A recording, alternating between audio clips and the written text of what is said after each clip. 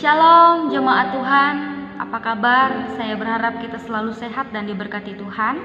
Mari kita bersama belajar tentang firman Tuhan, dan sebelumnya mari kita berdoa agar segala sesuatu yang disampaikan sungguh berasal dari Tuhan. Mari kita berdoa. Tuhan Yesus yang baik hati, kami merasakan betapa Engkau sungguh baik dalam hidup kami. Biarlah firman-Mu yang akan diberitakan oleh hamba-Mu sungguh-sungguh berasal dari Tuhan, dan apapun yang keluar dari mulut hamba-Mu bukan kehendak hamba, tapi sungguh kehendak-Mu ya Tuhan. Ampuni dan kasihanilah hamba-Mu, dan izinkanlah hamba-Mu menyampaikan kehendak Tuhan. Dalam nama Yesus hamba berdoa, amin. Mari kita bersama belajar firman Tuhan hari ini. Siapkan Alkitab kita masing-masing. Kita buka dari Injil Yohanes pasal 21 ayat 19 sampai ayat ke-24. Kita baca bersama Bapak Ibu. Di bawah 2 perikop, gembalakanlah domba-dombaku. Dan hal ini dikatakannya untuk menyatakan bagaimana Petrus akan mati dan memuliakan Allah. Sesudah mengatakan demikian, ia berkata kepada Petrus, "Ikutlah aku." Murid yang dikasihi Yesus. Ketika Petrus berpaling, ia melihat bahwa murid yang dikasihi Yesus sedang mengikuti mereka, yaitu murid yang pada waktu mereka sedang makan bersama duduk dekat Yesus, dan yang berkata, "Tuhan, siapakah dia yang akan menyerahkan Engkau?"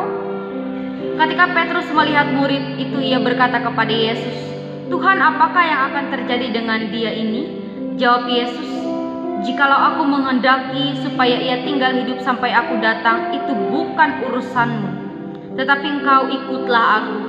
Maka tersebarlah kabar di antara saudara-saudara itu bahwa murid itu tidak akan mati. Tetapi Yesus tidak mengatakan kepada Petrus bahwa murid itu tidak akan mati, melainkan jikalau aku menghendakinya supaya ia tinggal hidup sampai aku datang, itu bukan urusanmu. Dialah murid yang memberi kesaksian tentang semuanya ini, dan yang telah menuliskan, dan kita tahu bahwa kesaksiannya itu benar. Amin. Untuk pembacaan Alkitab yang menjadi dasar perenungan kita, langit bumi akan berlalu tetapi firman Tuhan akan tinggal tetap. Saudaraku yang dikasih dan diberkati oleh Tuhan, ada 2 pribadi yang akan kita bersama pelajari bagaimana cara mereka menyerahkan hidup mereka kepada Tuhan, dan bagaimana pandangan mereka tentang Yesus Kristus pada saat itu. Kita belajar dari pribadi Petrus, pribadi yang kuat, pribadi yang menyerahkan dirinya dengan sungguh kepada Tuhan untuk mengikut Tuhan dalam pelayanan ini. Ketika masa-masa mereka melayani Tuhan, Petrus, salah satu murid Yesus, sempat meragukan kasih setia Tuhan dalam hidupnya.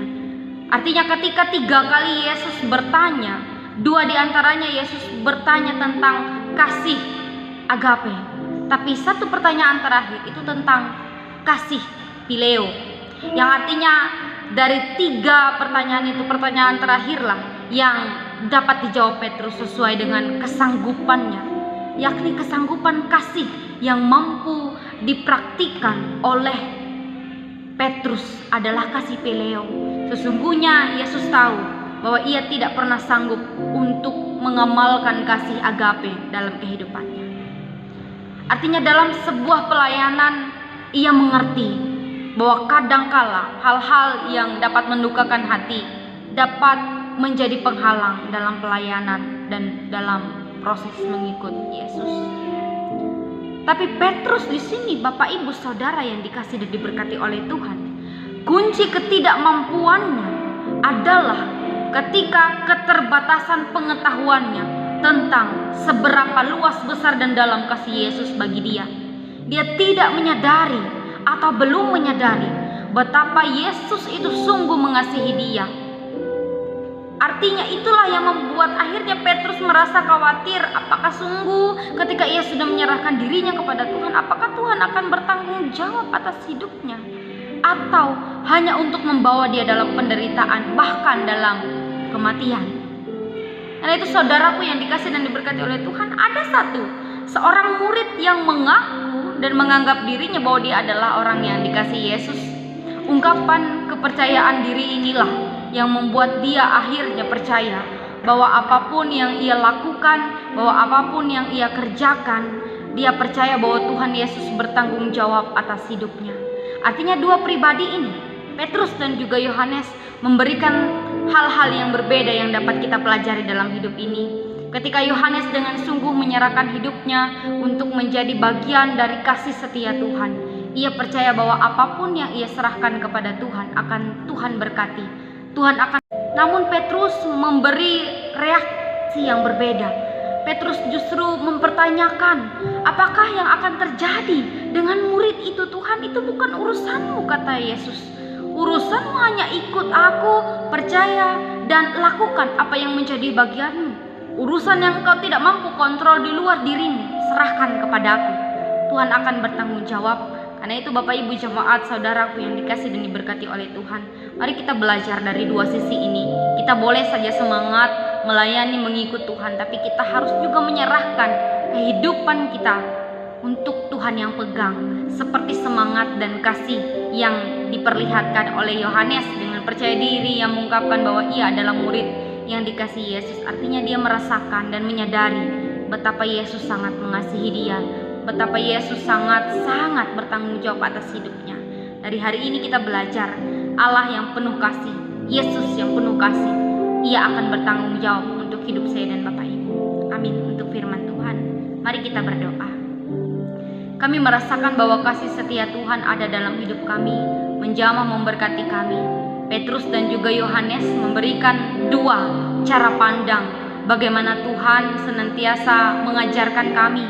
Dalam pelayanan ini boleh semangat, tapi kami harus tahu bahwa di dalam semangat itu kami tidak akan mampu berjalan sendiri kalau bukan karena Tuhan yang memberkati kami, kalau bukan karena Tuhan yang menguatkan kami.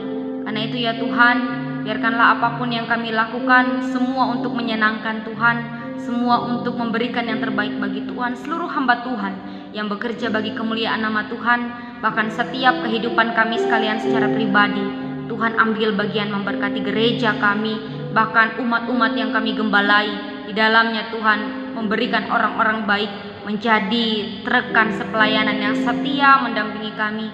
Di bulan Desember ini ya Tuhan, banyak orang merindukan sukacita merayakan Natal.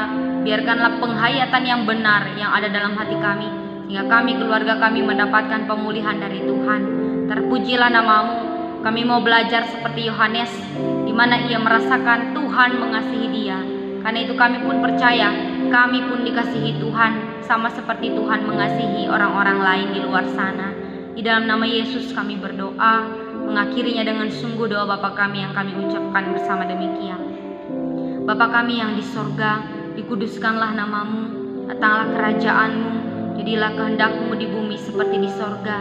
Berikanlah kami pada hari ini makanan kami yang secukupnya, dan ampunilah kami akan kesalahan kami, seperti kami juga mengampuni orang yang bersalah kepada kami.